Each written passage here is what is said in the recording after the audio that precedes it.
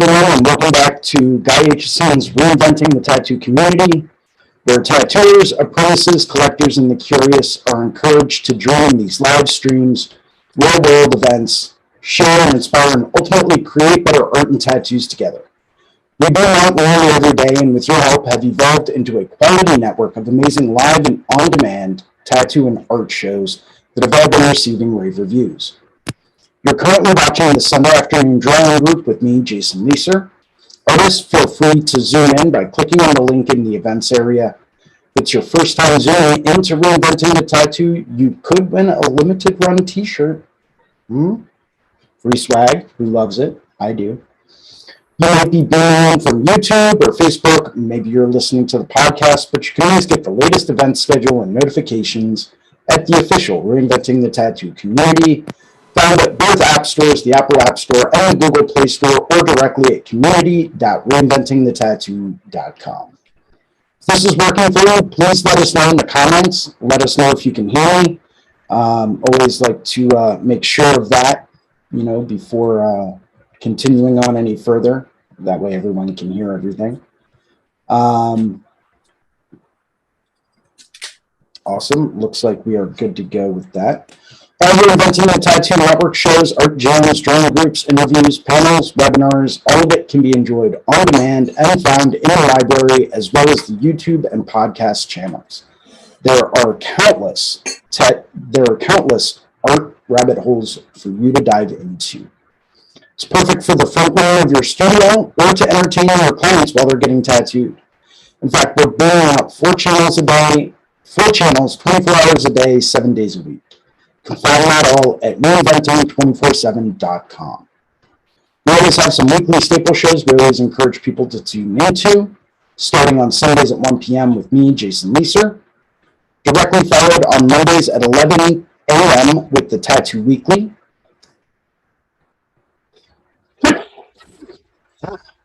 Sorry about that. Mondays at 9 a.m. with the Early Bird Drawing Group.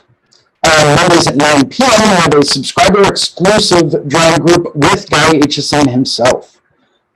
Tuesdays at 10 a.m. we have another live drawing group with a very good friend of mine and an incredible artist, Ricardo Servant.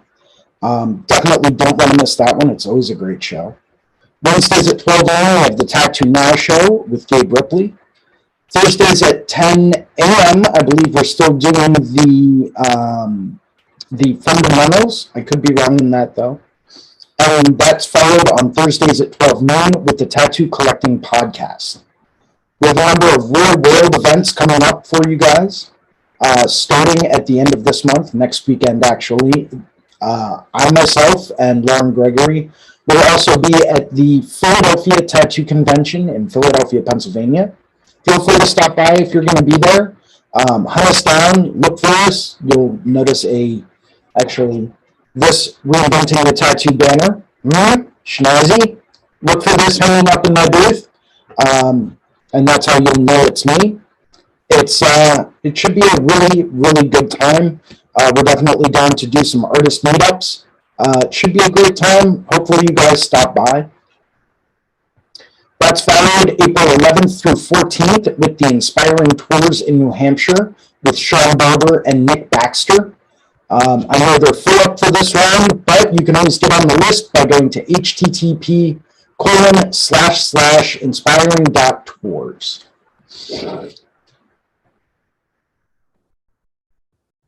Okay, and that's followed in May with the Hell City Columbus Tattoo Convention. Just got a notification that my audio is not very good. Let me see if I can switch that real quick.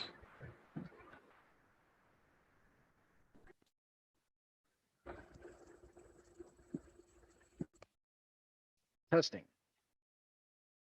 Okay, guys, this should be a little bit better for you. Hopefully it is. That's followed May 20th through 22nd. We will all be in Hell City, Columbus, Ohio. For those of you that know of the Hell City Tattoo Convention, it is one of the premier tattoo conventions in the country. If you look at the artist lineup for it this year, it's going to be amazing. I can't wait for that. June 3rd through 5th, I will also be up at the Deadly Tattoo Convention in Calgary, Canada. If all goes well, I'll be getting tattooed that Saturday. So feel free to tune in. Who knows? Might be live streaming that so you guys can see me cringe in pain as I get the rest of my stomach tattooed.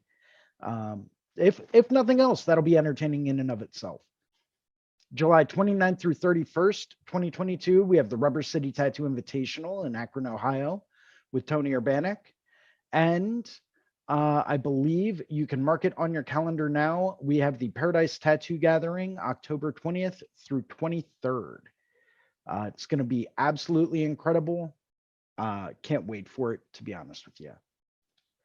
So I'd like to take a minute to thank our sponsors, people that help make this happen. Raw Pigments, an ink company that's tapping into the source, rawpigments.co. I've started to incorporate a lot of these into my own pigment lineup, and they're incredible. They go in super well. They saturate super easily. It's almost like it's cheating. I challenge any of you, pick up a few of them, see if you like them. I can guarantee you they will change the way that you work. They are 100% acrylic free and vegan friendly. And that is followed by, let's see here, kind of expand this a little bit. WorldTattooEvents.com, the largest, most comprehensive resource for tattoo events worldwide.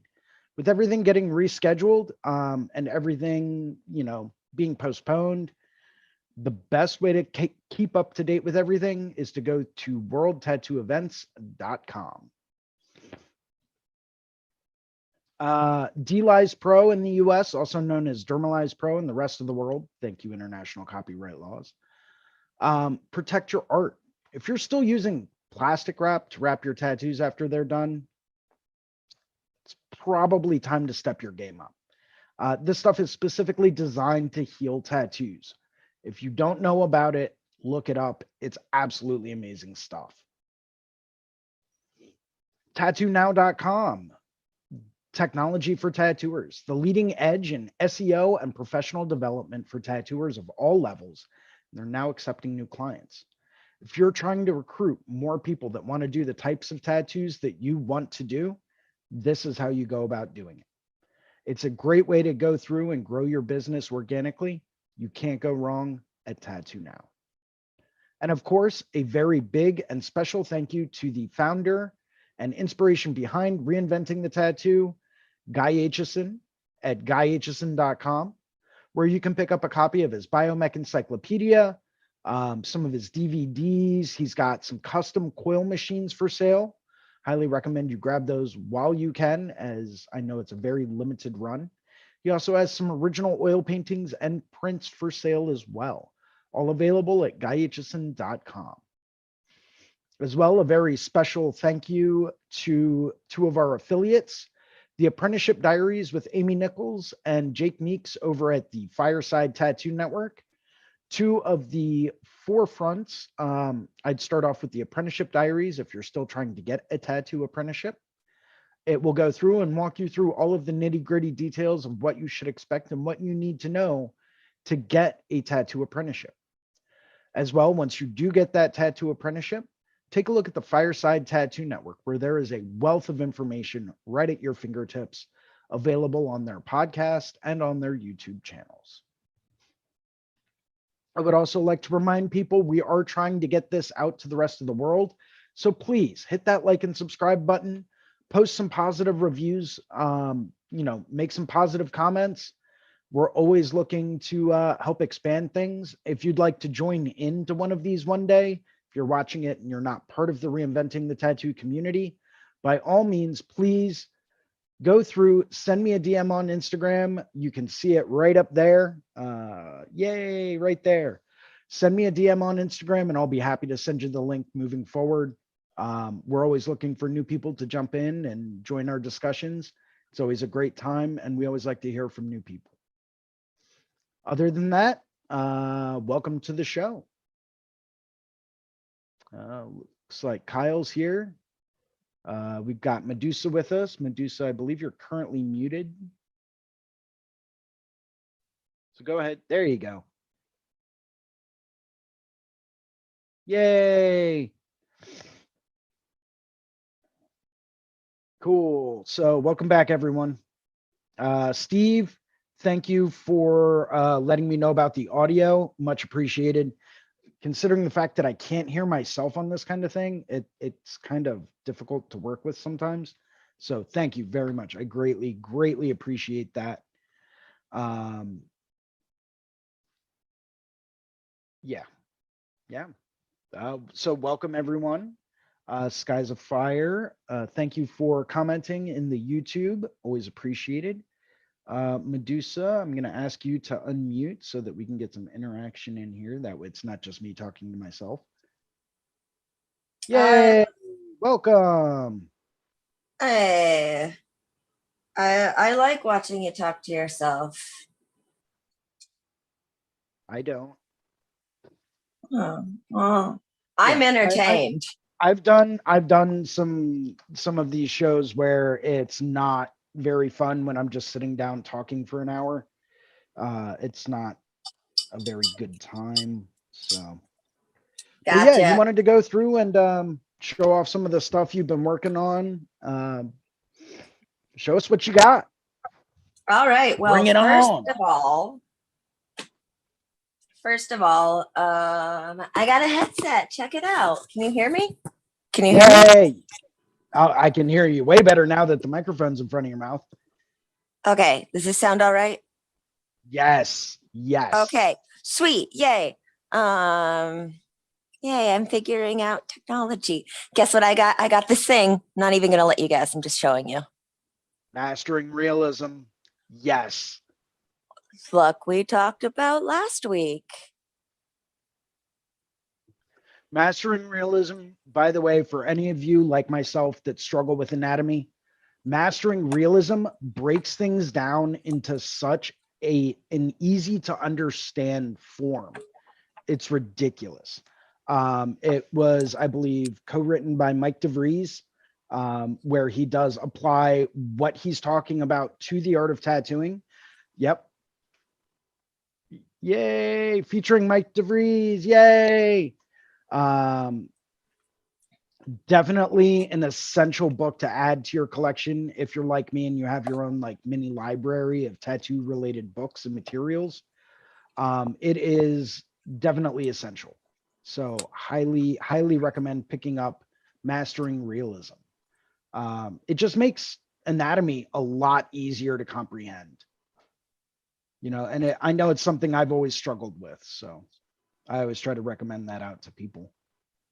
I've got a number of different books for a number of different topics that have become my go-tos. For example, and I'm really excited to go and listen to him talk. I believe it's not tomorrow, but the following Monday starts the Explorer Tattoo Conference. For those of you that don't know about the Explorer Tattoo Conference, I can pull that up real quick. It is an absolute genius tattoo conference that's held every year with some of the leading people in the industry. Oh shit, I gotta get on this. Yeah, it's incredible. I'm gonna share my screen in just a second and show it to you guys.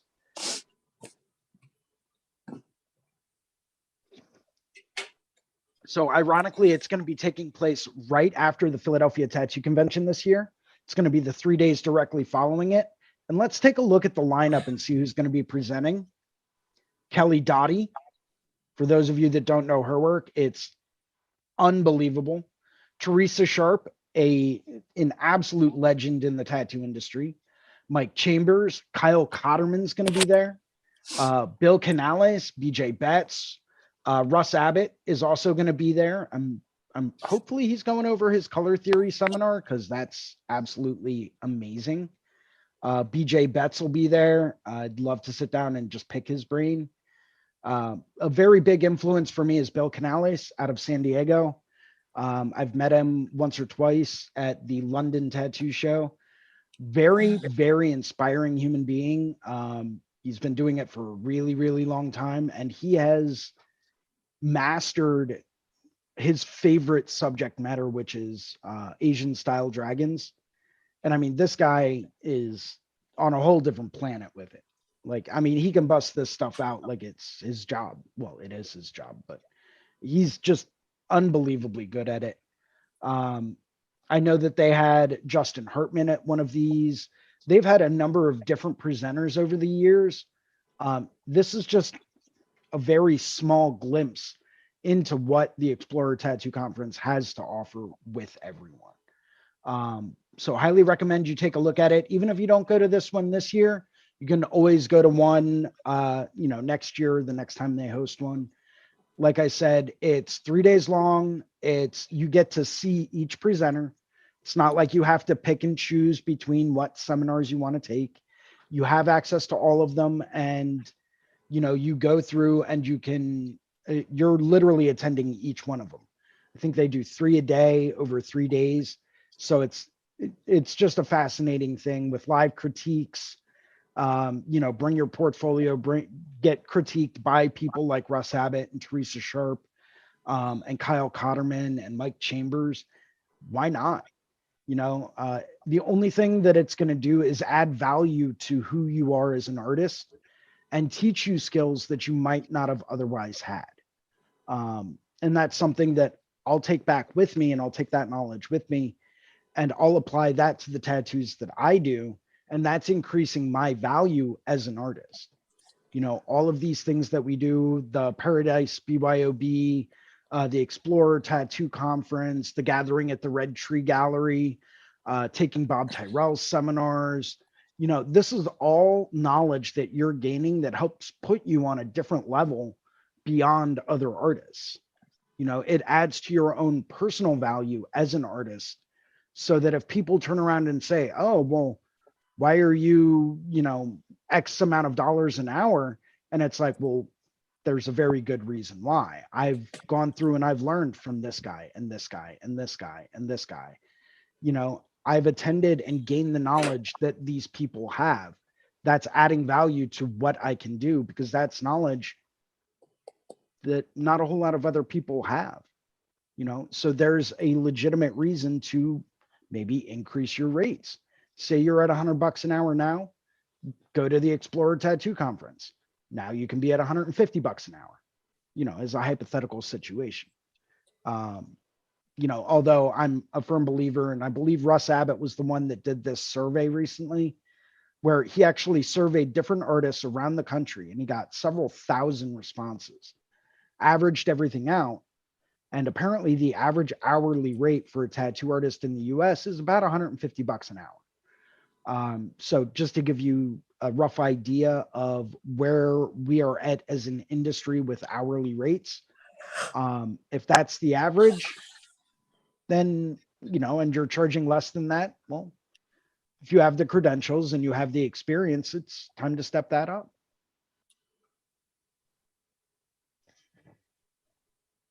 So that's my 2-minute spiel. Yeah. Nice. Good spiel. What's up, Kyle? What you working on today?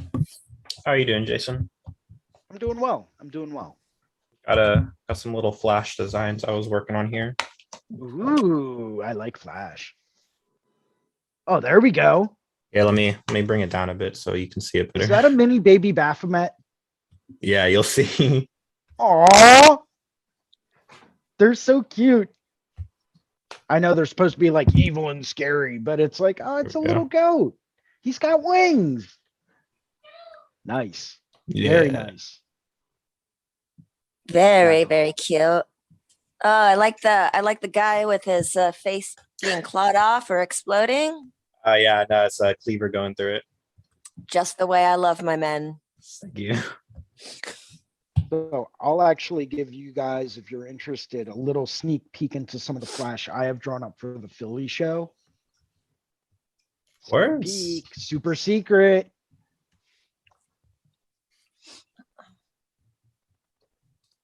Show me the Flash. So these are a couple of the designs that I've drawn up, ready to go for the Philadelphia convention. And I'm just going to spotlight myself for a few minutes. Yay, I get to show off. So these are just 2 of the designs that I'll have readily available. Obviously differing sizes, but yeah, so that's 2 of them. If anyone's interested and you're in the Philadelphia area, I really want to do this little poison bottle. So please stop by my booth and get the poison bottle. I'll be doing walk-ups most of the day on Saturday. So please, by all means, stop by. I also want to do this little snail with like the mushrooms in the background. I think, I'd love to tattoo this on someone. Oh, Even if so it's a cute. small little banger guy. That's awesome. I want it. I might turn these into stickers if I don't sell any of them at the show. Hopefully I do, but we'll see.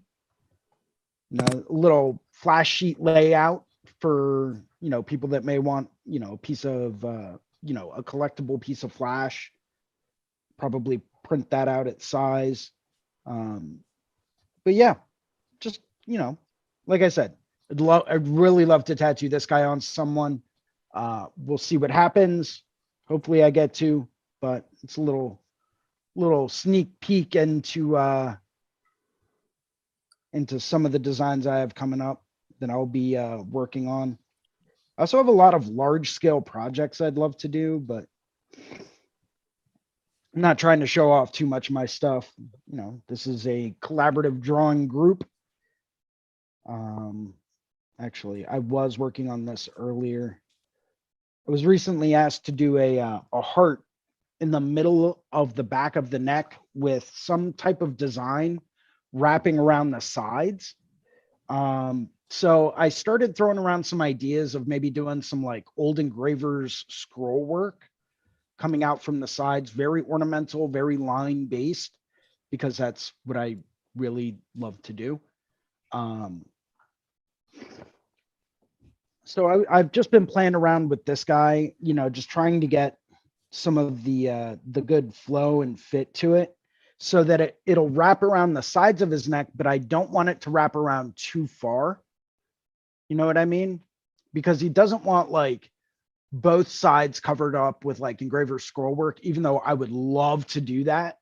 And he doesn't want to come all the way over onto the middle of his throat, which stinks, because if it was up to me, I'd do the heart right here with like the scroll work coming out and back. I think that would make for an incredible throat piece. But he wants it on the back of his neck coming up onto like the top of his head. So, it's a concept that I'm kind of playing around with. I was actually debating on whether or not to go through. Let me take this and this and this.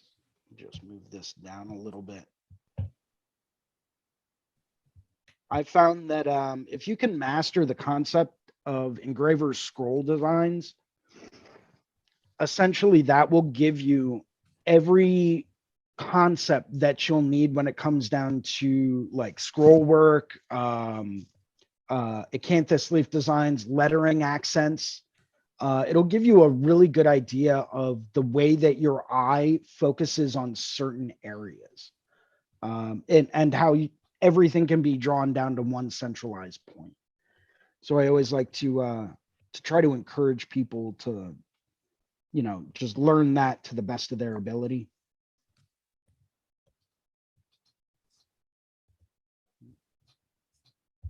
But, yeah, I'm just doodling now. Who's got some fun projects coming up?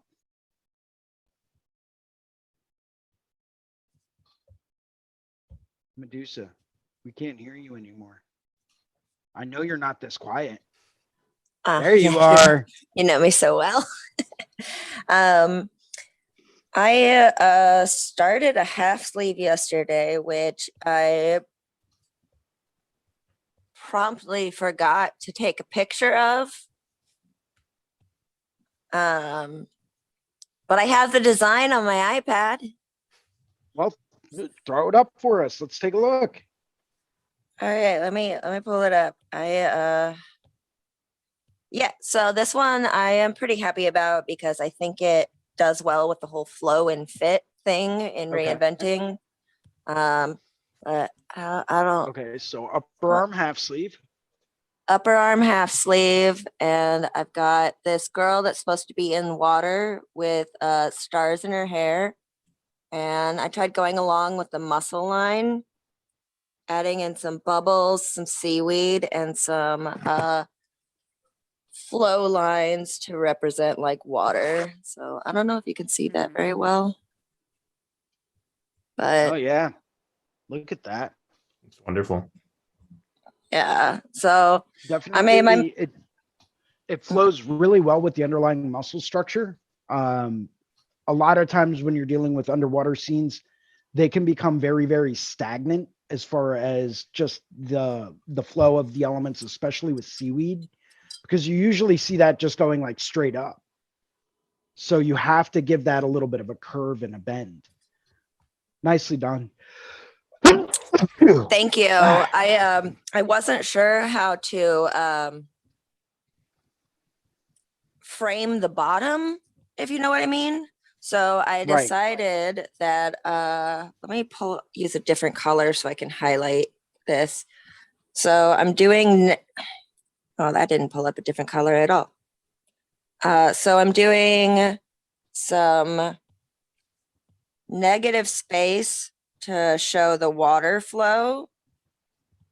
And also at the bottom, I've done some negative space to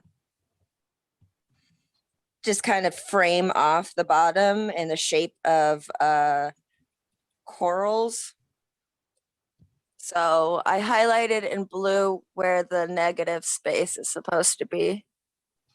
Okay. Okay. Or wait, is There you that go. positive? Positive? So Negative. think about it like this. Anything that you draw would be positive. And the negative Negative space is what I space would keep in be blank. open, untattooed areas. Okay, so yeah, those will be negative space to kind of break up the image with the water flow. And also to show that she's underwater and not just like floating with crap all around her. And yeah, the corals on the bottom, which I am very happy of, provide just kind of like an ending frame to just like taper off this. I'm looking in the camera backwards, taper off this backflow. You're right. There you go. So I'm pretty proud of that design. I consulted the Reinventing Canon Flow and Fit chapter quite a bit to try to get this one right, because I definitely need practice on how my designs lay on the body. A lot of them look pretty good on paper and I really like them, but as soon as I put them on people, I'm just like, why is that awkward? So Right. flow and fit. Yeah, it gets even more tricky when you start looking at things like full back pieces and upper torsos and stuff like that, especially with people that don't really know. They might have an idea of the area that they want to get covered, but they're not really that in tune with like proportions, right? Because when you look at like visually interesting aspect ratios, you want to see things that are usually taller than they are wide on the body, because most of our bodies are in areas, unless you're doing something like a chest panel that's like right across the chest, that's going to be wider than it is tall. Unless you're doing something like maybe a stomach rocker, right? That's going to be wider than it is tall. I don't think anyone out there is getting lower back tattoos anymore, so that you don't really have to worry about too much. We got to bring those But back. if you look at the other planes of the body, almost every other major plane of the body is taller than it is wide, right? So trying to maintain a proper aspect ratio can be a bit tricky. One thing I always like to do to make sure my flow and fit is perfect is I'll take a golden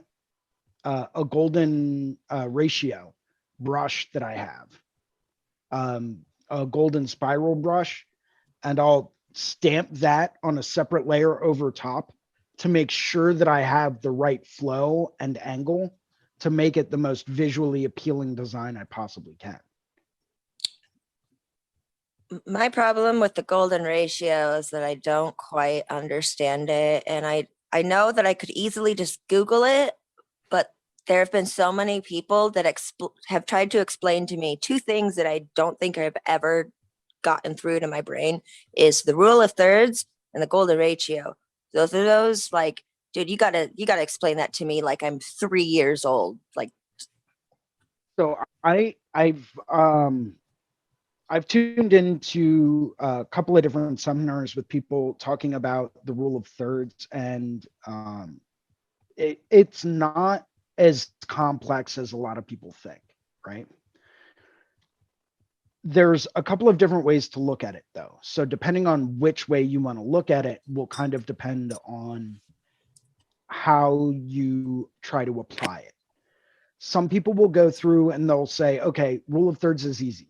You want 1/3 foreground, 1/3 middle ground, 1/3 background, right? As far as if you're looking at a landscape, right? You want your foreground to take up only as much as 1/3, right?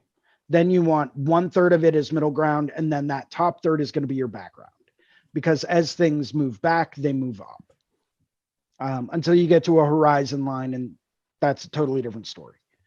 But even still, once you hit that horizon line, that could be the end of the middle ground, and then you have sky behind that. That could be your background, but it's neither here nor there. The thing you have to remember about the rule of thirds is that you just want to make sure that there's something visually interesting in every one of those areas. Okay, that's it. That's the big thing. When you look at the rule of thirds, it's a 9-square grid, right? You have a bottom third, a middle third, a top third, a left third, a middle third, and a right third. That creates 9 individual squares. Just try to make sure something interesting is in each one. You know, it's when you end up with squares that are not visually interesting, where there is nothing to entice the eye, that's when you run into problems. That's when stuff doesn't become visually interesting. You know, so I just always try to make sure that it's interesting. If I were to throw a grid over whatever tattoo I've done, is there something interesting in this square? How about in this square? What about in this square? How about over here? Is there something interesting here? Right? So just try to make sure it's full up with one interesting thing in each square. Another way to look at it is to go through and say, with the golden ratio, always try to make things taller than they are wide. And basically pick a point 2/3 of the way up and a little bit in, and make that off-center point where you want the eye to focus. And then spiral out from there. oh my goodness, that makes so much sense. I'm looking I at the saw art that on my light walls. bulb just go off. Like literally, it's like that light bulb literally just got turned on. I'm like looking Sometimes at all some it art takes on is my the walls. most I'm just like, basic "Whoa." explanation. Yeah, that's You why know? I try to tell people all the time, like, explain it to me like I'm 5. Explain it to me like I'm Right. 3. Like, dumb it down for me. I'm not going to be offended. Just like, this is something I'm not getting. So, Yeah. simplify. And you can, so if you take the golden ratio and you apply it to old Renaissance masters paintings, you can tell exactly where they wanted you to look the whole time. They're Yeah. controlling what you're looking at, right? They are saying, we don't want you to look over here. We want you to look right here, right? That's where they're going to focus their detail, and everything is going to be in some type of a pattern, whether we acknowledge it or not. Be in some type of a pattern to lead your eye around to exactly where they want you to look.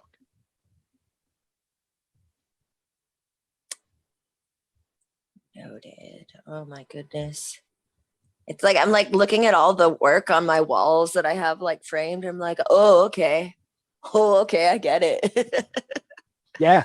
There's nothing when framed it behind clicks, me, you but can't help but see it in everything, right? yeah. You really can't.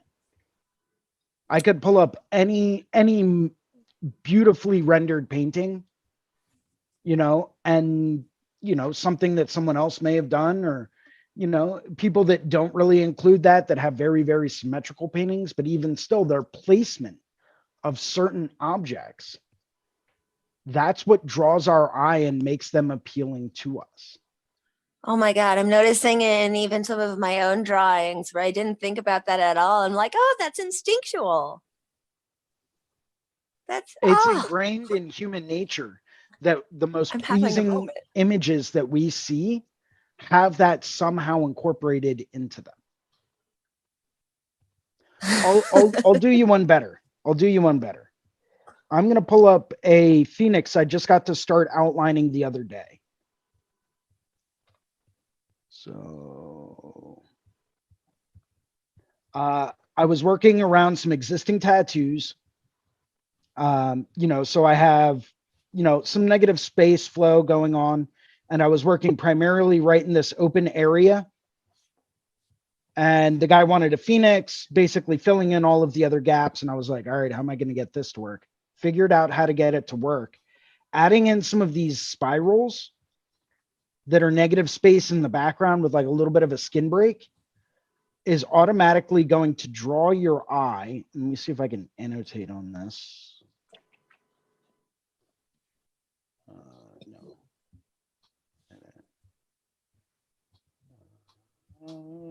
Annotate.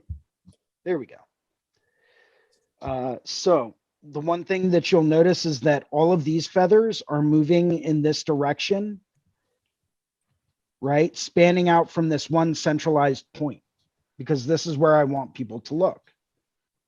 I'll zoom in a little bit more. Nice work, my let's go dude. Thank you. Cool.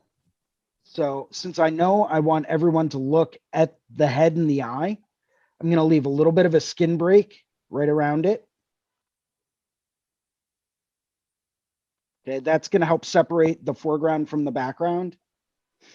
But I also want all of these directional lines to continue to point at exactly what I want people to look at. And that's reflected even more in these wing feathers here in the foreground. These are all leading up in this kind of a general arc. Okay, and this is all culminating, leading the eye visually back to the head. Even the front of the chest of the phoenix has a slight curve to it to move your eye in this direction. And I didn't even plan that, right? But it forces your eye back here to look right at the eye of the phoenix. See if there's a better image I have. I literally just airdropped these to myself so I could do this little bit of a demo. Yeah, all of these wings are designed with a specific flow in mind or counterflow. And keep in mind, the first layer that I do on anything is just a map. I don't even really do outlines until the last session. That's when I really go through and I really do my heavy dark blacks. That's when I really go through and sculpt and build everything out, is during that last final sitting. I really like to go through and hit those outlines one more time, make sure they're nice and crispy and super dark and totally refined and exactly the way I want them to be. But even these feathers are designed in a way, let's go with green, to kind of bring the eye. I wonder if I can make those bigger. Yeah, here we go. So everything that I'm drawing with these feathers all stems because I want to bring the eye back up to this generalized point up here at the top. So all of these flowing feathers and everything like that, that's going to create a visual movement, moving your eye up, right? From here, we have some of these crown feathers that you can see over here. These are drawing your eye in towards the head, but this is also following the tricep area right above the elbow. It's all flowing down from that tricep, right, to curve into the bicep. Same thing with this lower arm, bringing it all down and following that curve on the inner arm. That's all following an arc of that muscle. Here, in areas that were just too tight to really add too much else, I just added some counterflow, some negative space counterflow lines for all the background shading I'm going to be doing. But you can see how those backgrounds negative space kind of markings are all leading back to that head. So all of these, right, are all at a slight curve and arc, bringing your eye back around this way, because I want people to look right here. So everything I'm doing is following the flow and curve of the body, but then these directional lines that are cutting across it are instinctually moving your eye back to this head. So it creates a very dynamic piece where you're forcing someone to look at something specific. And I finished this up, like I finished the drawing for this about an hour before the guy got there because I just like to overthink things. So that was actually the second version I did. I dig it. Very beautiful work. Thank you.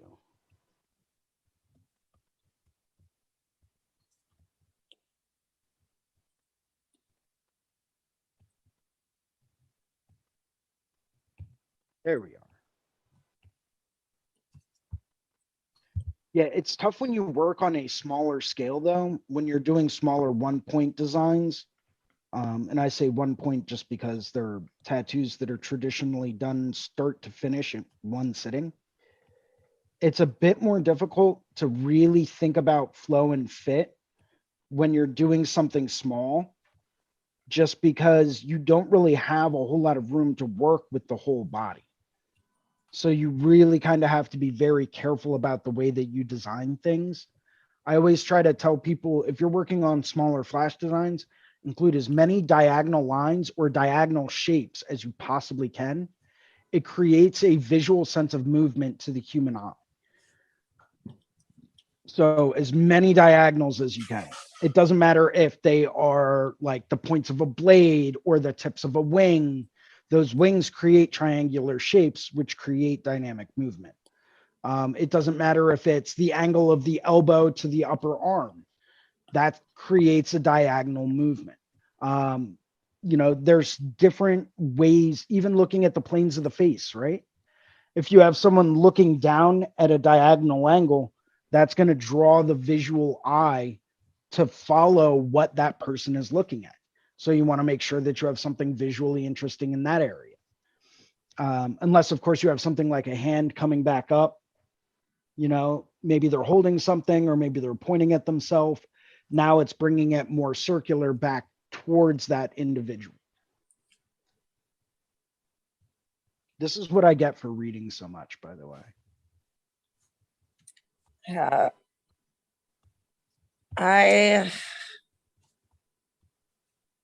just looked at my calendar and realized an appointment I thought was next Monday is actually tomorrow. Ooh, So don't you hate it when it happens? yeah, so I've got to like really refine my design for this. I'm having a What's the just like a appointment middle. of? The appointment is of it's a Watership down tattoo. Okay, Um, not too familiar. But I'm not familiar either. It's a book that was made into a movie, but I don't really know anything about it.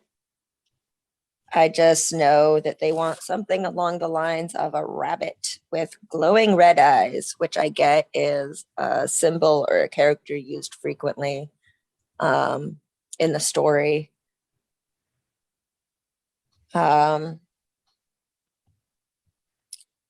They sent me, they're also an artist, and they sent me a lot of sketches and designs that they had already drawn up for it. So I have a really good idea of what they want and can do my work based on what they've already drawn up. So that helps. That Yeah. helps a lot. Yeah, There, working with there, other there goes artists. half the issue, right? Half of the problem that people encounter is, well, what do I want to do? And it's like, well, I don't know. That's a you problem. Like, I can't tell you what to get. Like, it's not my body, because you probably won't like the ideas that I come up with. Yeah, they've already like pretty much told me what they want involved in the design, and gave me a couple of rough like sketches and ideas. They also are just like, I don't want you to do my art on me. I want you to do your art on me. So basically, I'm just taking their drawings and sketches and turning it into something that I want to tattoo, which is There you go. super fun. It's also really nice having the skeletal base of the design already there. So Kind of fleshed out for you. yeah, I don't have to think about it. I love not thinking. Yeah, sometimes it's nice to just let your mind go numb. Yeah. Yeah. I have to get on remembering to take pictures of my tattoos, because Yes. I I am always like, I do it instinctually now, just in the back of my mind. I don't even, I do it automatically. It's like, cool, we're wrapped up for the day. Let me just snag, even if they're not like really done photos, that's fine. You know, I'm not going to turn off all the lights in the background to help isolate the darks in the background. Sometimes it's just a quick picture snag, you know, just like, oh, okay, just for my own reference, I'm just going to grab one or two of these real quick. Cool. Done. All right, let's patch you up and get you out of here. You know, yeah. sometimes that's all it takes, is just getting into that habit. I specifically remember with my client yesterday, the one whose sleeve I started, or half sleeve I started. I was all like, we're gonna let this soak in some witch hazel for a second, and then I'm gonna take some pictures after the redness has reduced. And so I let them hang out and chill. We handled like payment and everything. We got this rag of witch hazel stuff on them, and then I take it off with the intention to start doing pictures. And I just immediately forgot about pictures and went into bandaging up. And then I remembered pictures after there's already like Sanoderm all over it, and it's like, all right, I'll just see you next month for your next session and get a picture then. Right. Well, that's what you got to do sometimes. I mean, especially if you know they're coming back. You know, sometimes I'll forget, and it's like, okay, well, you know what? I don't have to worry about it. I know they're coming back. I know this wasn't the final session. It's not a big deal. Yeah, I actually, you know, so sometimes it doesn't really matter too much, but yeah, I forgot to take a picture of a piece I finished a few weeks ago, and was super bummed because I really, really liked it and was super proud of it. But by the time I thought about a picture, like they were heading out the door already wrapped up, and I was like, oh crap, I forgot again.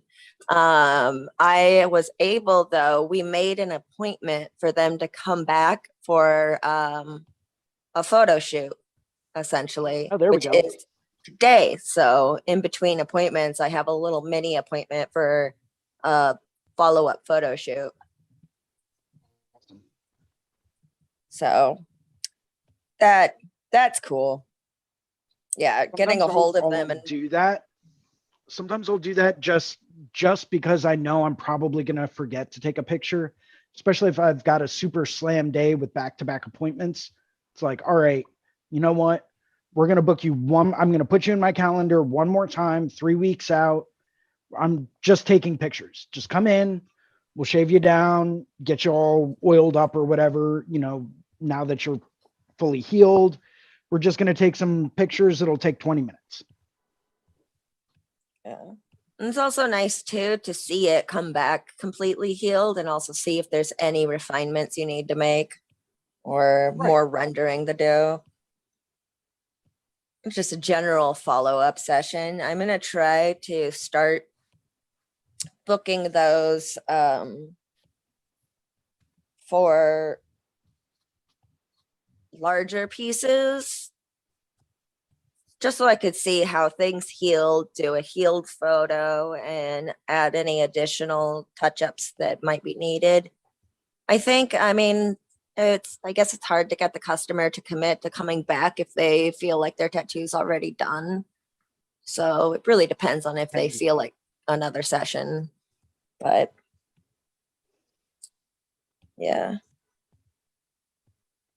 Yeah, it definitely can be tricky to make sure and ensure that they do come back for that final one. But I find one little bit of incentive that I like to give clients of mine to make sure that they come back is like, you know, be super hype about it when you're done with it and just be like, oh man, I can't wait to add this one to my portfolio. You know, like I really can't wait, but you know, I'd love to get some like after pictures of it. You know, would you mind coming back once it's fully healed? You know, that way I can really throw that in my portfolio and everyone gets to see your tattoo in my portfolio. People love it. They absolutely do. eat it up. They eat it up. Do. Speaking of people eating up things and wanting to be featured in a portfolio, how do you answer the question, are you going to take a picture of this and post it on your Instagram? I mean, it depends on what stage it's at. If it's something that like, yeah, perfect example. I got done doing a Liberty Bell tattoo the other day and it turned out fantastic. Absolutely incredible. And the guy asked me that exact same question. And I said, you know, I'll think about that. You know, this tattoo turned out absolutely amazing. You know, I nailed it 100%. I don't know if I'm going to post it though, because it's not really the genre of stuff that I'm trying to do more of.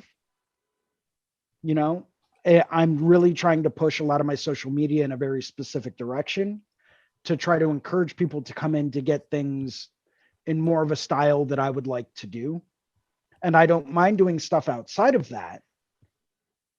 But because the forward facing image that I have out on social media is what people are going to think that I do a lot of, I'm really going to try to push them in that direction. And that means that, you know, unfortunately, I won't be posting a lot of my photorealism stuff. I won't be posting a lot of my fine line black and gray work or portraiture or, you know, anything of that nature, unless it's done extremely large scale. You know, so I may take a picture of the entire project once it's finished. You know, as far as we're working on a full sleeve of like Americana stuff. We've got the hand of the Statue of Liberty in there, the top of City Hall of Philadelphia, the Liberty Bell, the head of a bald eagle taking up like a third of his upper arm. And we're going to be incorporating a really nice, super detailed black and gray American flag in the background, kind of basically just be background filler for it. So it's like when the whole project is done, I'll probably take pictures of that just to show full sleeve project. But because it's not really color, it's not, you know, really a style of tattoo that I'm trying to do more of, I'm probably not going to put it up on my Instagram, you know, for very long until the project's complete. You know, I might post a story of it, you know, and just say, hey, look at what I got to do. But it's not something I'm going to keep on my Instagram, like camera gallery picture thing, you know? So that's the way I address it. I just tell them, you know, I don't mind doing it, but I'm trying to push things in a different direction. I usually get that question a lot with the the walk-ins that just want a Oh, yeah. very simple banger and everything, you know, they want a sprig of lavender and then they finish up the appointment being like, are you going to post it to your Instagram? And I I don't know how to say, like, I guess now I do because you just explained it. Usually my response is just like, I don't know, maybe.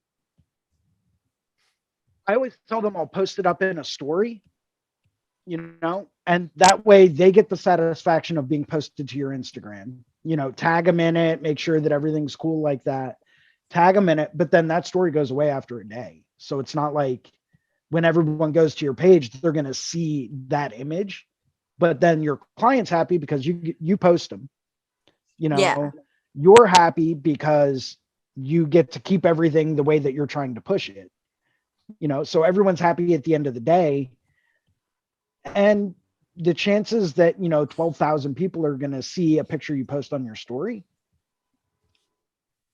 if they're really looking to get something tattooed in your style, they're going to go and take a look at the pictures that you have in your gallery, not necessarily what you've posted as your story. Yeah. That's just what I've found in my adventures in life when dealing with social media marketing. I'm not the best at that, and I rarely post anything, as you may have noticed. So I'm not exactly the best person to comment on that, but it seems to be working all right so far.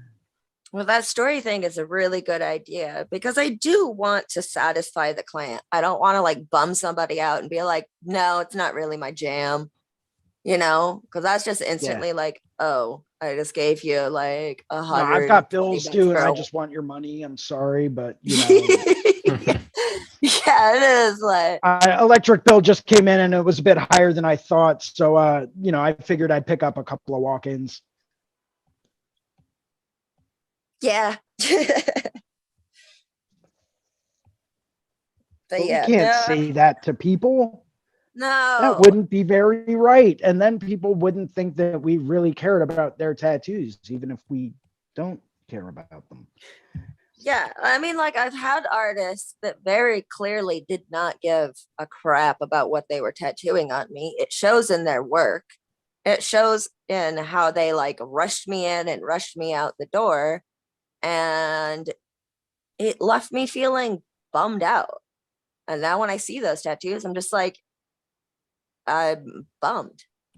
So Yeah, yeah, I like that story idea, keeping this customer satisfied because, you know, it doesn't absolutely. hurt to share their stuff and they like it. And it It's a also win-win. can help show like a, you know, a variety or like if I'm practicing illustrative, but I do a walk-in of an infinity symbol or, you know, whatever it is, I can still post on my story, but like, check out my crispy lines, guys, crispier than fried chicken. Right? Right? And that's Yeah. that thing, you know, show people, even if people aren't looking at the overall design itself, there are a lot of tattoo artists out there that are going to be looking at the technical aspects, right? They're going to be zooming in on that picture and they're going to see, okay, how's the line work on this? I see a couple of bumps. Okay. I mean, overall it's nice, but like, you know, And every single maybe artist they needs need to to work improve on their their line. lines. Oh, I'm the most hypercritical about my line work. It's not even funny. I've spent years just trying to master different line work techniques to see if it can improve my line work in the long run. And it's something that I've been obsessive about for a very long time.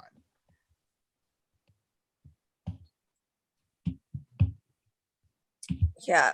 I am always trying to do better lines. I think something that an artist told me, an artist friend told me was basically that no matter who you are, you have to improve your line work. Every artist in the world has shitty lines and needs to improve their line work. And I guess he was saying that not to say like every artist is bad at lines, but just to say nobody is an exception. Everybody has improvement. Absolutely. there's always a place to keep striving for. There's always improvement that can be made. Absolutely. And if you're not striving to improve whatever it is you're doing, then you're falling behind, because You everyone flatlined. else out there is working harder than you are. Yeah. Dude, imagine being that guy. Imagine being that guy that's just called it in and flatlined and said, it's good enough. I can't. Yeah. That's not who I am. You know, if I even start to think I'm getting stagnant, I'm going out and I'm signing up for Reinventing the Tattoo, or I'm going to seminars or conferences, or I'm trying to do this or that. And like, I know a lot of artists out there that have gotten to the point that they feel comfortable where they are and they're happy with the work that they're doing. And that's cool if that's what you want to achieve. I don't ever want to be comfortable. I don't. Because that means when I start to get to that comfortable spot, that I'm not going to push myself harder. I'm not going to make myself work harder, and I'm not going to improve because of that. So I don't ever want to get to that. I'm not saying I don't want to do quality work.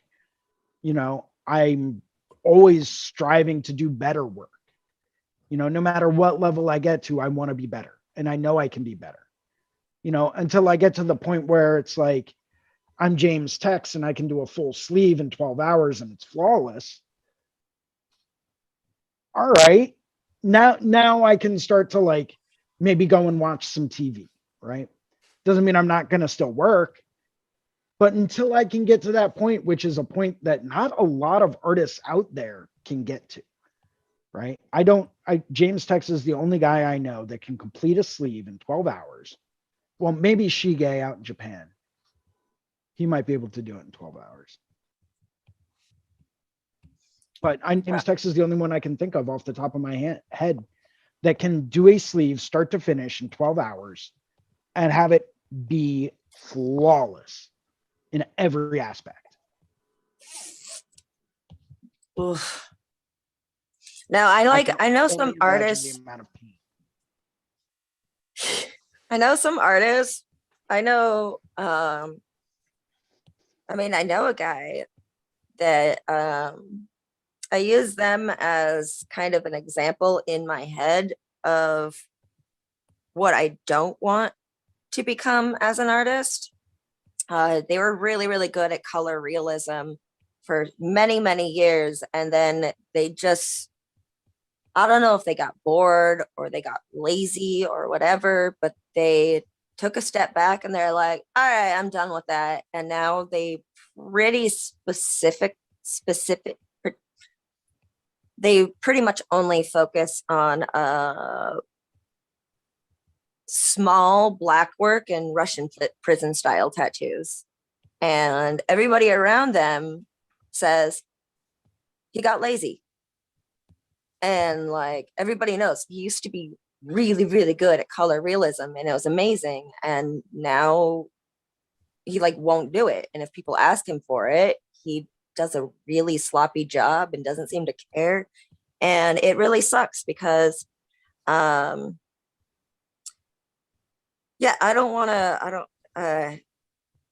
it really sucks to see somebody that has a lot of potential and a lot of greatness and has shown that stop. And for whatever reason they're doing it, if they're happy, that's good.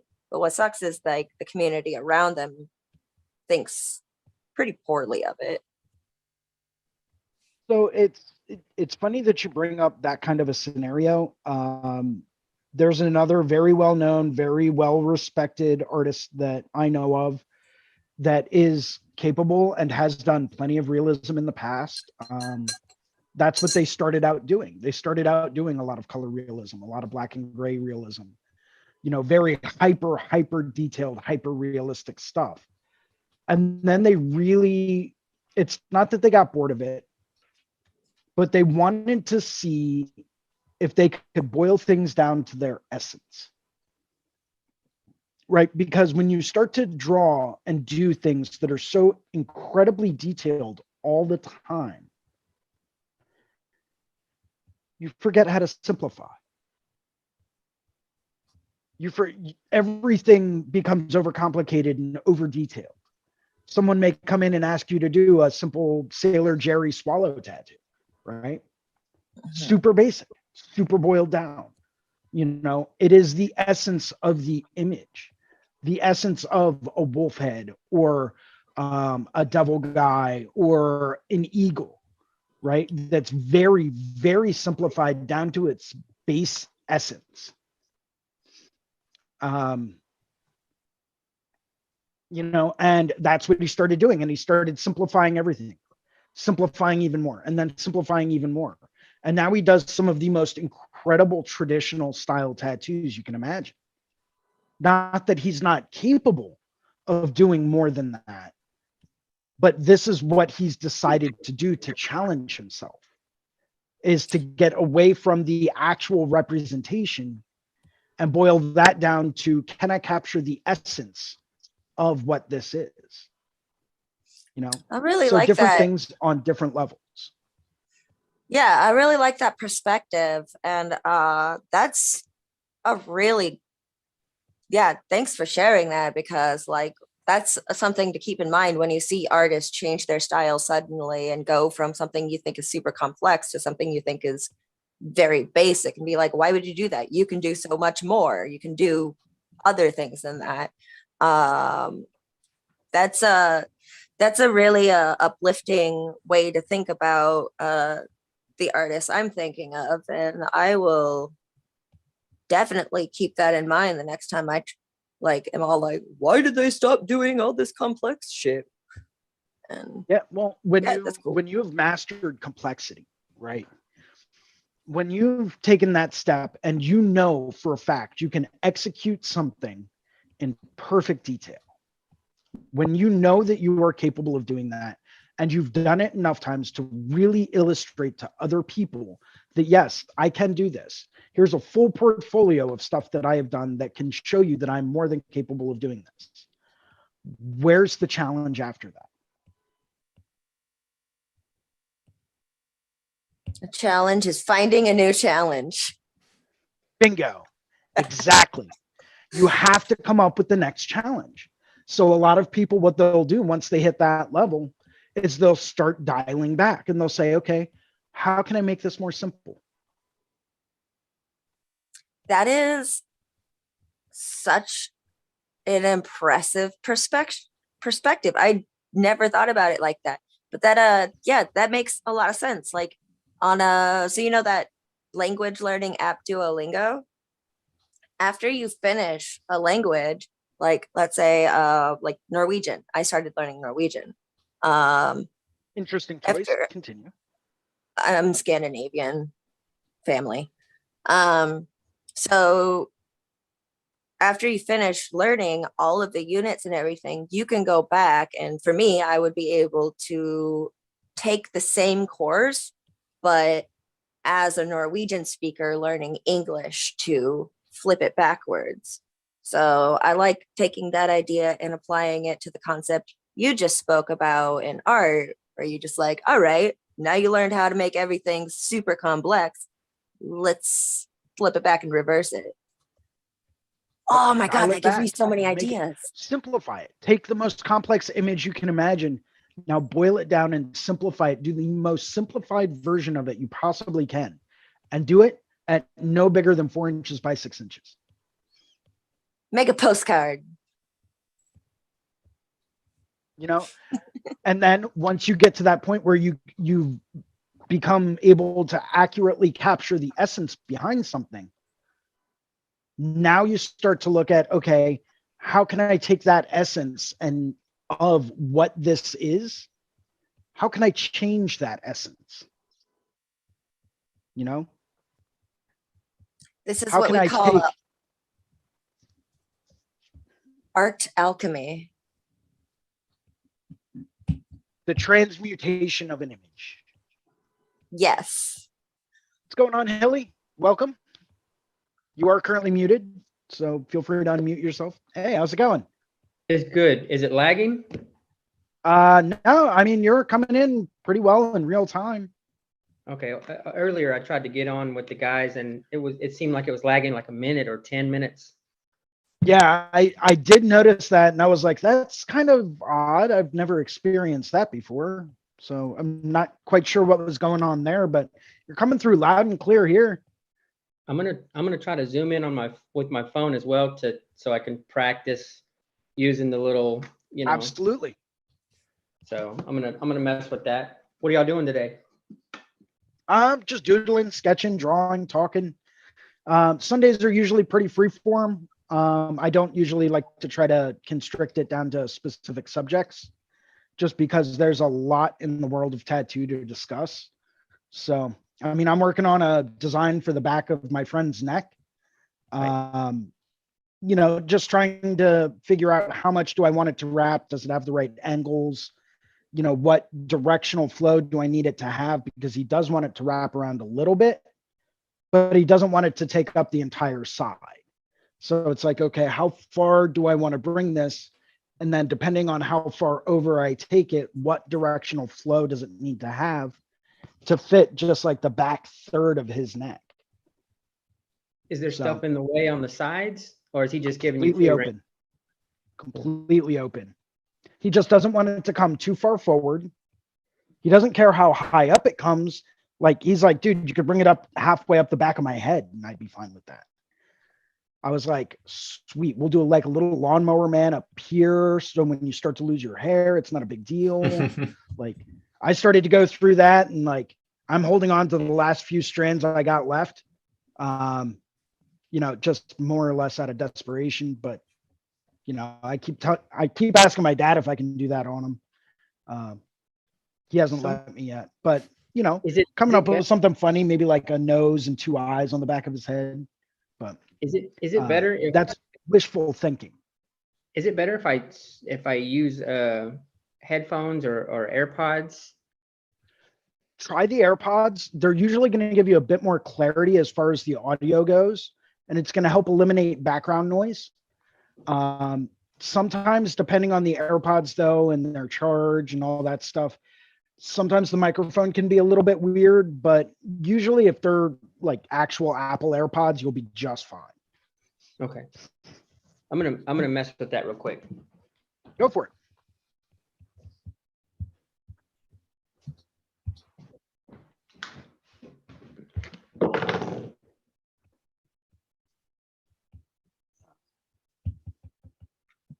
Definitely want to have something coming up at a diagonal, bringing your attention back down to the heart. But the question is, if I have 2 ears here, hypothetically, how much do I want to bring this around? That becomes a question. All right, we're on. I'm good with that. Cool. You may have to switch. When people give me free reign and they tell me, keep going. I'm listening. Can you hear me? What, is it working? Yeah, I can hear you. Yeah, I can hear you. Okay, cool. You were saying sometimes when people give you too much free reign. Okay.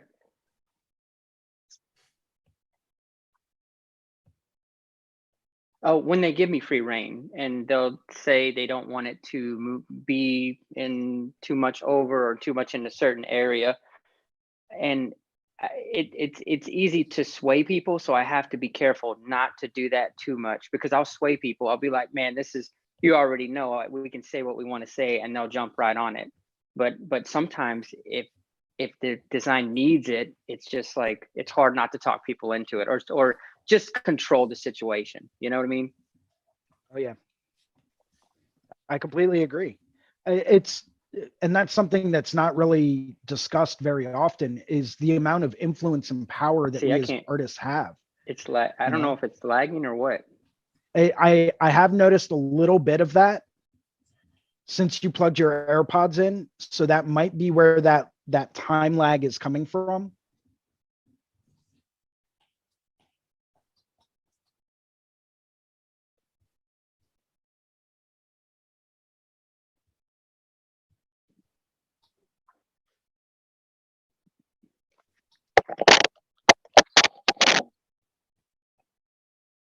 Okay, let's try now. Are you hearing me in real time now?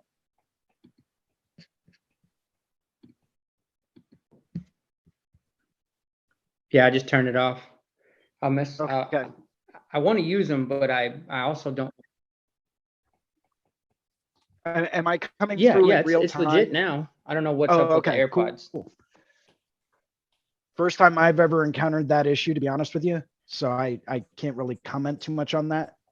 But I mean, you're coming through perfectly fine now. So I don't know if maybe moving forward, we It's just laggy. want to stay away from that.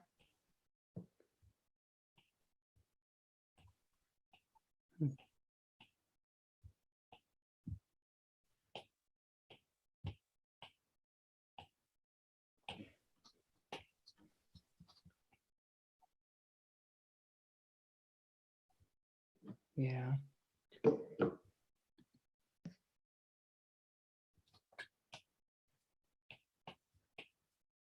Kyle, you've been awfully quiet today. Yeah, I don't know. I don't have much to weigh in. I'm just hanging out, listening, learning. Oh, well, you're more than welcome to.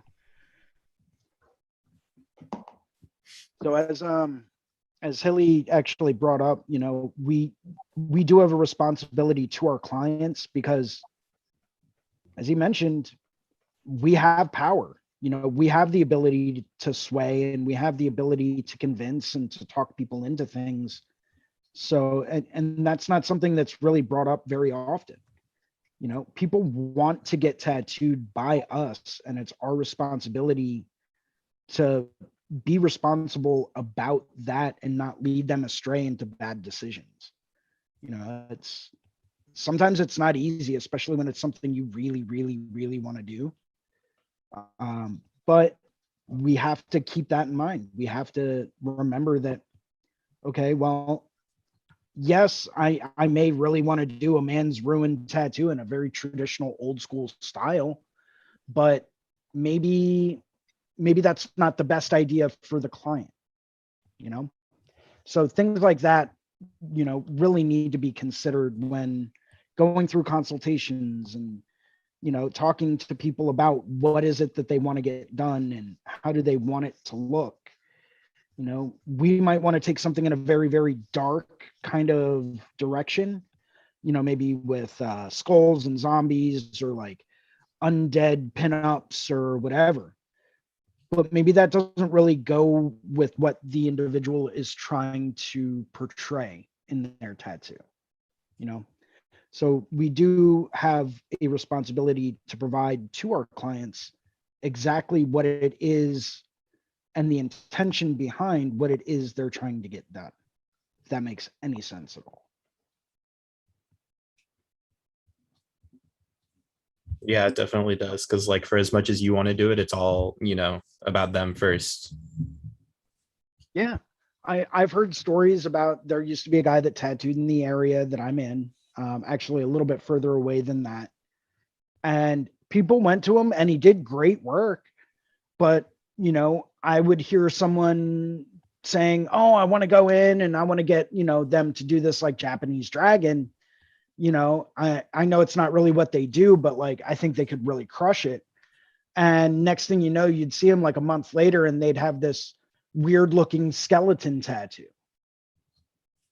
And it's like, I thought you were going to get a dragon. What happened here?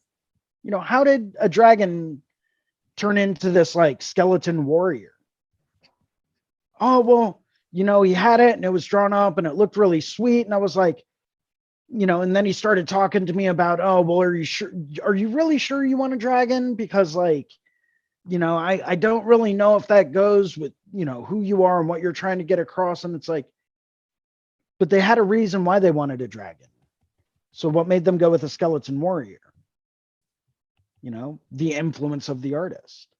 They were notorious for doing that. And there were a number of people further on down the line, later on in life, that ended up getting a lot of his work covered up because it wasn't what they wanted, you know, and they don't realize why they got it done, you know, but they got it done and they were happy with it for a little while, but it wasn't what they were looking for. You know, they got talked into it. And there are a lot of people out there that are very, very good at talking people into specific things. Part of being a tattoo artist is being a salesperson. You have to be able to sell people on things, that might be on the fence. Not everyone that walks in is going to want to get, something that you want to tattoo. And I understand that, but that's okay. Because by doing stuff that we don't always want to do, it just makes us better artists. Like, I don't really want to do Celtic knotwork all the time, but I will. I'm just going to look at it as an exercise in doing line work, right? And making sure every single line I do is perfectly straight, solid, black, and crispy the whole time, and that's how I look at everything like that. Is it, black and gray fine line realism? Great. It's a chance for me to practice my values. It's a chance for me to practice getting higher contrast levels, or for me to go through and really push myself to see if, I can really make this as dimensional as possible. I'm not looking at it as, well, I would really prefer to do Japanese stuff, so let me try to talk them into that. It's everything is an exercise and a practice at something, because I can take whatever I learn in that. And whenever I get someone that comes in that wants something that's Japanese, it's like, cool. I know how to give this better contrast. I know how to make the black and gray values that much smoother, or get the perfect amount of subtle light in whatever it is I'm drawing or creating. So there's always elements that you can take from everything that you don't want to do and apply to what it is you really want to do. And then when you get that chance, you're taking stuff to a whole new level. But if you had never done the stuff you didn't want to do in the first place, you would never have gotten that far. I can really, really appreciate that. The other day, I was doing some angel numbers on somebody's wrist. Very, very popular walk-in right now. Angel numbers.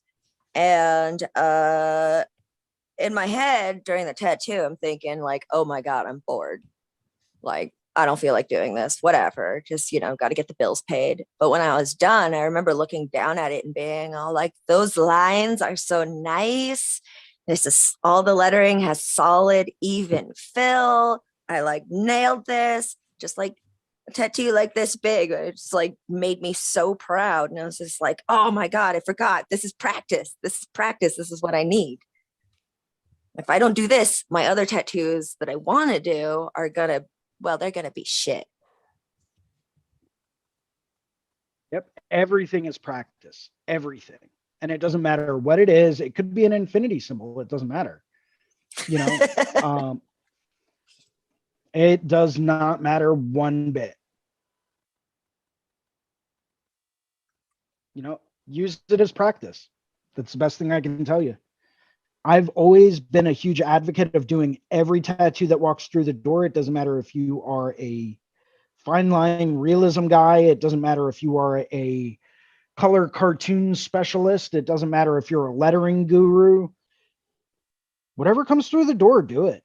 It's going to help you get better at whatever it is you're ultimately trying to do. And that's a little trick that I've picked up from a lot of very prominent artists over the years. Yeah, one of my friends was telling me that when he was back in one of his old shops, he didn't have a closing time. It was just whenever the lobby was empty. Yeah. Whenever the last tattoo gets done. Like the studio I work at now, I'll be there until 11, 12 o'clock at night sometimes. And that's because someone will walk in, our studio closes, right, at 9 o'clock. That's just when we stop taking walk-ins. We close when the last one is done. All right. That's okay. all So it is.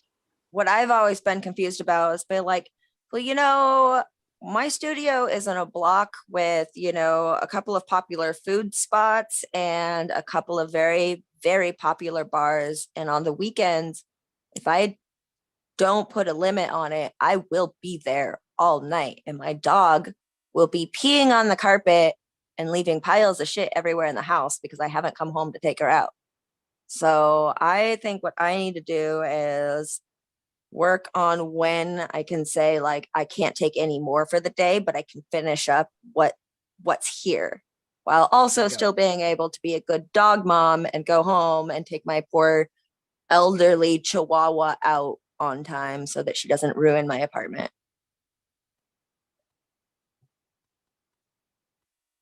Yeah, and that's the best way to do it. Go through and, you know, make sure that you have adequate time to finish up whatever it is you're doing. You know, if you don't allow yourself that time to say, you know what, I know someone just walked in and they wanted a half sleeve. It's 8 o'clock at night and I have other obligations at 9. Aw. All right. No, I can never come out to visit you because I would kidnap your dog in a heartbeat. Rude.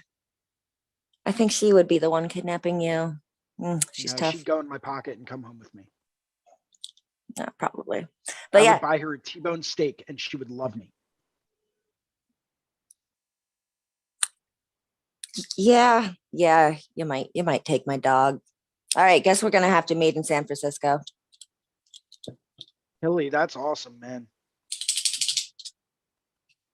All those repeating textures and patterns. Very nice. I'm still trying to figure all this out, and I don't want to cause too much interference or disruption trying to navigate between these two devices.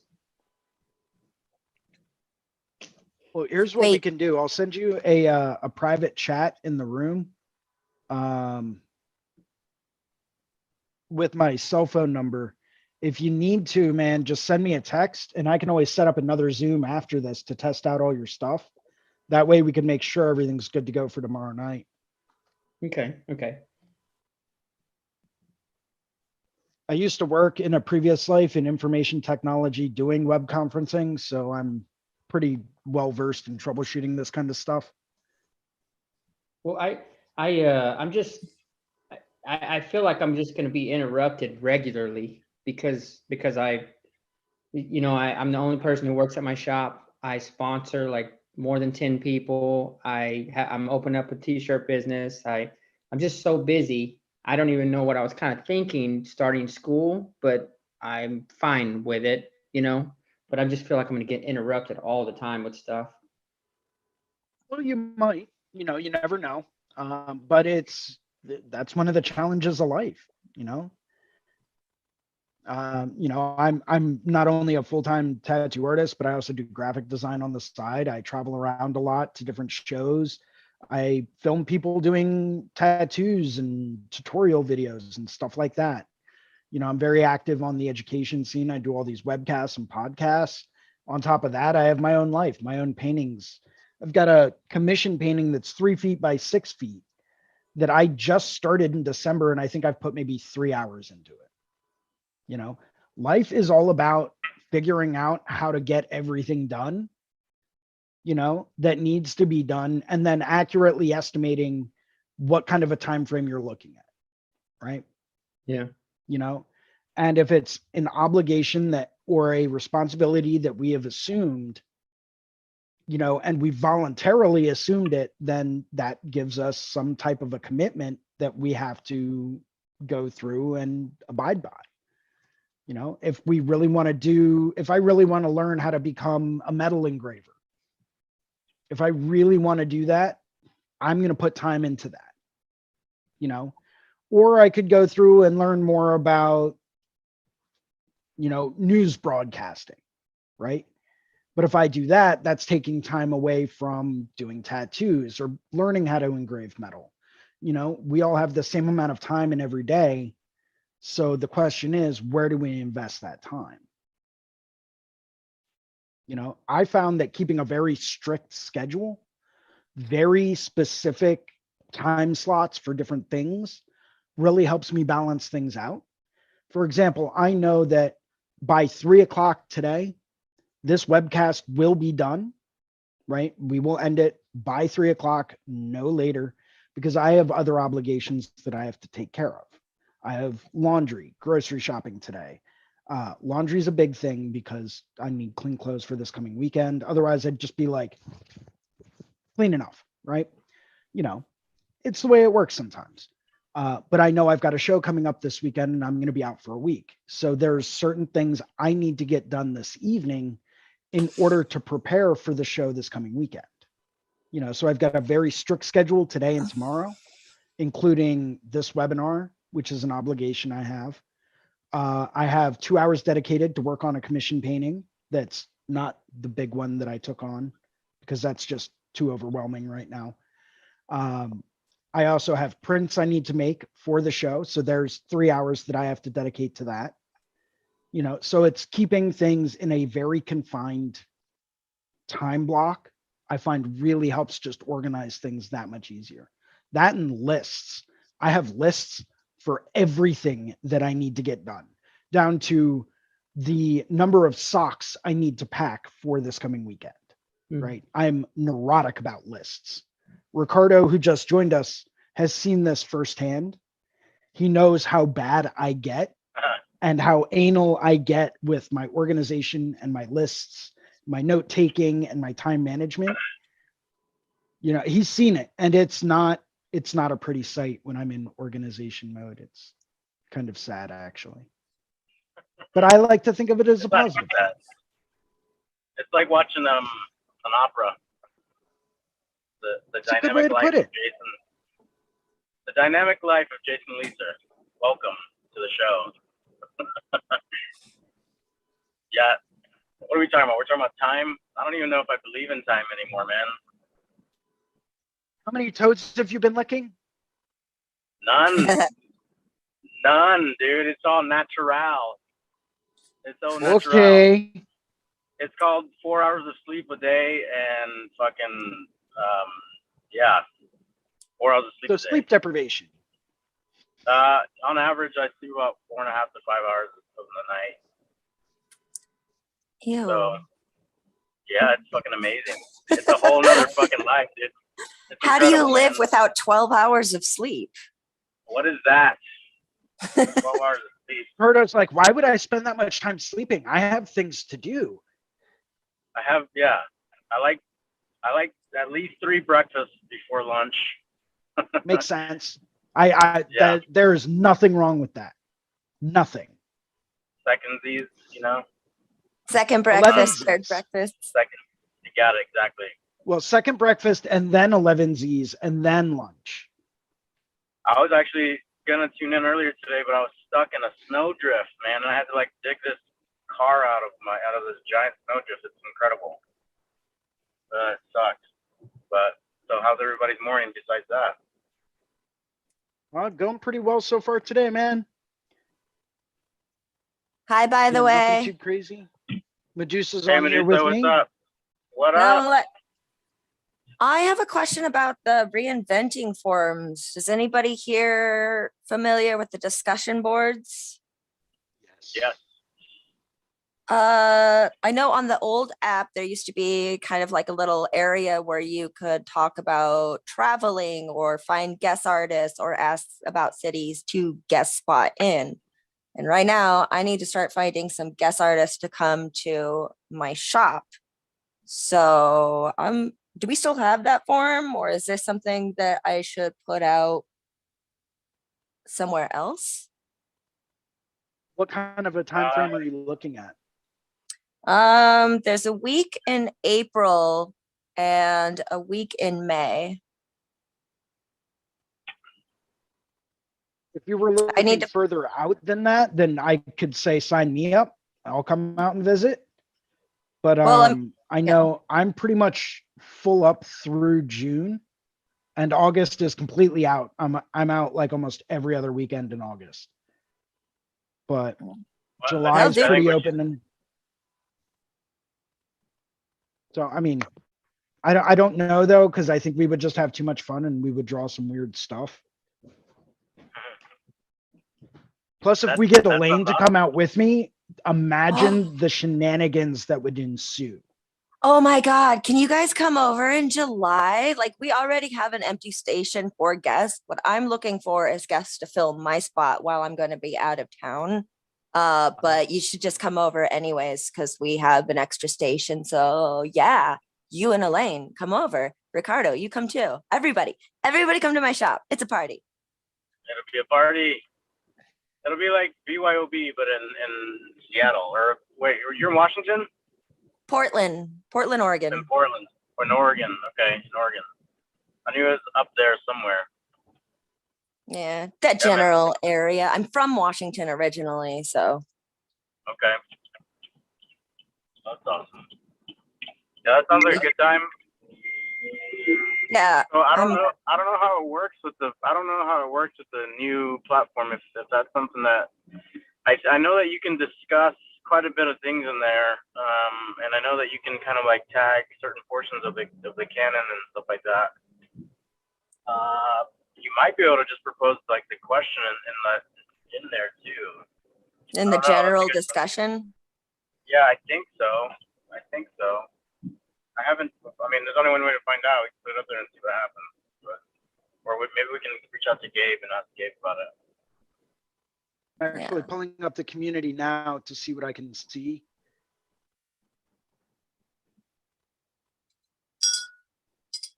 What's everybody working on today?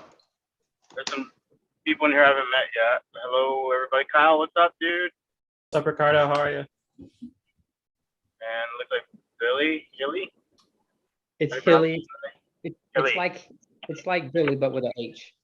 Okay, I got you. I'm sorry. I didn't mean to mispronounce your name. There's a little dot in front of your name, so I apologize about that. I wasn't comfortable with my name until I was like 23, man. So it's been happening all my Okay. life. So it's legit Okay. now. Yeah. I got Thank you. Yeah, don't sweat it. The same thing for me. I was born in Texas, and I lived in Texas for the first 9 years of my life. And when it came to my last name, they had no idea how to pronounce it. You know what I mean? So they'd always be like, Ricardo, and I'd be like, that's me. And there's like 3 other Ricardos in the classroom. You know what I mean? So it's always funny. That's the story. I'm working on some bio stuff, but I also need to be working on all kinds of things. But I just kind of, I don't know, I guess because of following Guy and having an interest in a niche that I want to be centered in bio work, I kind of just feel like I'll do a lot of that in a lot of the stuff we do. Best way to do it. It's awesome. Thank you. Looks pretty cool. Yeah. I'm I did it- refining. Oh, sorry. No, I was gonna ask if it take a while to get comfortable with the camera all in my face while you're drawing. You know what I mean? It takes a little while to get used to, man. Like I think I worked on it almost all year last year, and I'm finally starting to get kind of comfortable in front of it. So it's just part of it. We're all just like regular people, you know what I mean? Just normal, quote unquote, normal, regular people that are trying to get out there and learn more. But you'll get used to it, man. Yeah, I got used to camera being in my face while I was like doing other stuff via online gaming and chatting with other gamers and stuff. So having a screen where we're all like talking about the game together and planning strategies while playing strategies, and then now I'm just doing the same thing but drawing. There you go. I'm still not used to it. It takes some time to get comfortable with it. It's nice to try to remember that, you know, you're talking to a computer screen. Yeah, there's a camera in your face, but I try to look at it like I'm just talking to a screen. You know, people are only like 2 or 3 inches tall at the same time. So that kind of helps like manage things a little bit more in my mind. But I mean, that's just kind of like my own perspective on things. I feel try like to I'm turn, like, go ahead. I was just gonna say, I feel like I'm in a room chilling out with a bunch, like in a coffee shop, and just having a casual conversation with the people that are in the chairs nearest to me. Yeah, Very casual. super cash. Super cash, dude. Yeah. What about you, Melissa? What are you working on?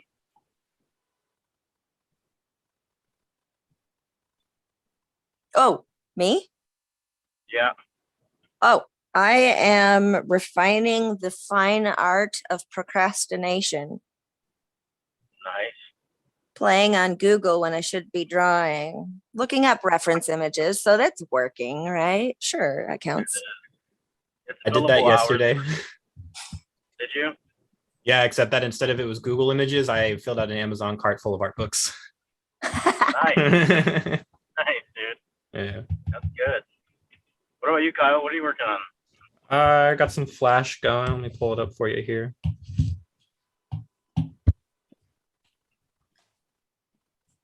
There we go. There you go. Yeah, trying to get the background going a bit on it to pull it all together. Oh, right on. Sick. Is that a cave spider? Yes. Oh God, Medusa and her cave spiders. No, it's Elaine that brought it up. Excuse you. She only mentioned it once.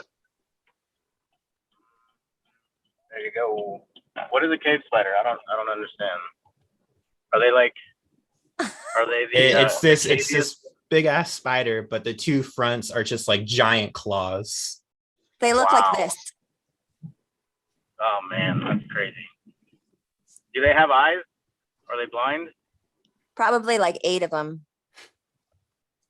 Yeah, Yeah, if normally the they're, spiders if they're have, actual spiders, I'm pretty sure they have between 8 and 10 eyes.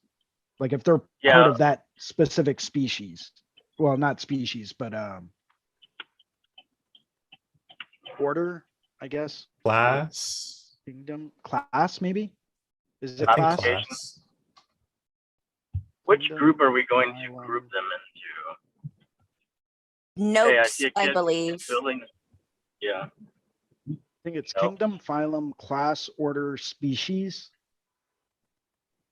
Right? Yeah. I don't know, man. That sounds right. Yeah. Yeah. So if they're part of that like arachnid kind of like class or order, then they have between 8 and 10 eyes, if I remember correctly.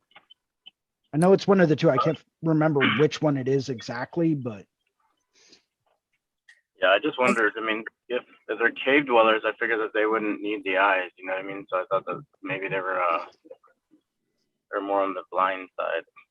Yeah, there's a bunch of fish deep sea that still have eyes for some reason. True. yeah, look at anglerfish, right? They've got eyes. And they live all the way at the They've got bottom of like eyes. the Marianas Trench. They have eyes, man. They have eyes. They can see into your soul. Oh I yeah, love Jason's gonna tattoo a cave spider on me and Elaine. That's what they think. It's actually just going to be a skull. With claws. Well, yeah.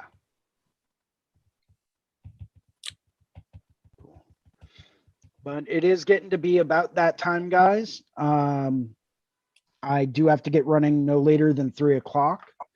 So if we want to, I know Ricardo, you just got home, so I'm sorry that you're only in here on such a short period of time. But since you were kind of like the last to come in, we're going to start with you. So why We're don't you go signing off ahead now? and give us a quick little sign off.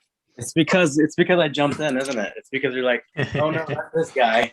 Bye, No, it's everybody. because you Not just got seeing you. home. That's why. Yeah, okay. I just spent all morning digging my car out. That's all. Yeah, hang on. Let me put these headphones in real quick. Sorry, my hair. Yeah, okay, sign off. Well, my name is Ricardo Sertivant. I'm in Normal, Illinois. I work at Candor Tattoo. You can reach me on Instagram at Candor Tattoo. That's CANDOR Tattoo. I do Tuesday mornings at 10 a.m. Eastern time on the Reinventing the Tattoo. Come on in, jump in, send me a message. Let's shoot the dookie. See what's up. That's it. Cool. Thank you very much. Kyle, we'll switch over to you. Yeah, I'm Kyle Bernstein. You can find me online at Skies of Fire Tattoo and skiesofiretattoo.com. And I'm here on Reinventing, doing interview series with legacy artists like once a month on here as well. Awesome. That's awesome. And we'll switch over to Hilly. I'll spotlight you for a second. My name's Hilly Shirley. I live in Texas, Gladewater, Texas. And this is the first time I've gotten to interact with everybody. So I look forward to more of it and picking up what y'all are putting down. Thank you. Awesome. Thank you. And Medusa. I am Medusa. I'm from Portland, Oregon. I work at Lady Luck Tattoo. I am here to learn to draw, and this is my Instagram if you want to connect and trade stickers. Awesome. Excellent. Thank you very, very much. And I'll spotlight myself. We did get everyone right. And is everyone? I think that's everyone.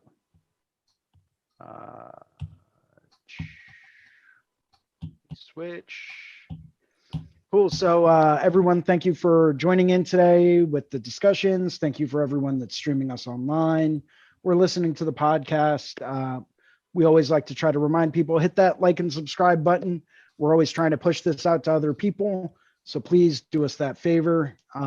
It's really going to help us reach a whole lot more people.